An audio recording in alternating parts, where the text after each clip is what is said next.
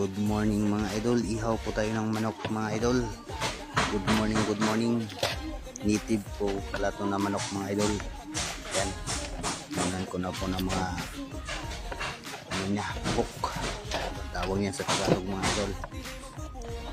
Ayos na ayos mga idol kasi nautusan ako ni Papa para ano daw nila kasi nag-contraction yung Papa ko dito.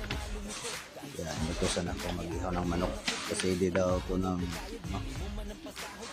hindi daw marunong mangitlog. Ayan, tulahin na lang mga idol. God bless po sa lahat.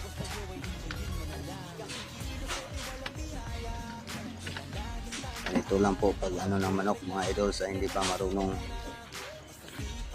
Ganyan po ng mga buhok-buhok.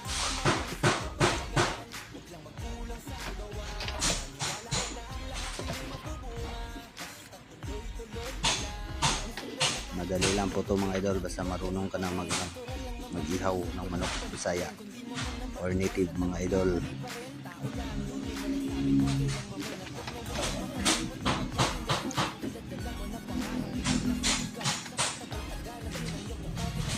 Focus talaga idol eh, focus pa.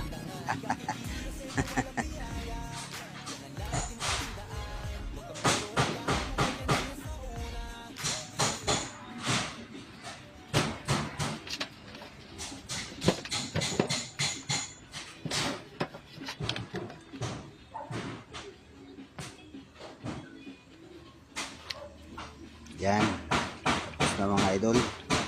Konting mga buhok-buhok na lang natira niyan.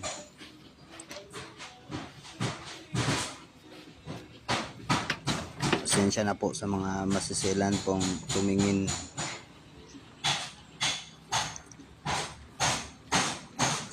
Sana po magustuhan niyo po mga idol. Yan, ganyan lang po yun mga idol pagkat pagkuha po ng tinae ng manok mga idol. Yan, focus talaga mga idol. Tapos ingat po din sa paghawak ng kutsilyo mga idol sa paghiwa. Baka masali po yung kamay.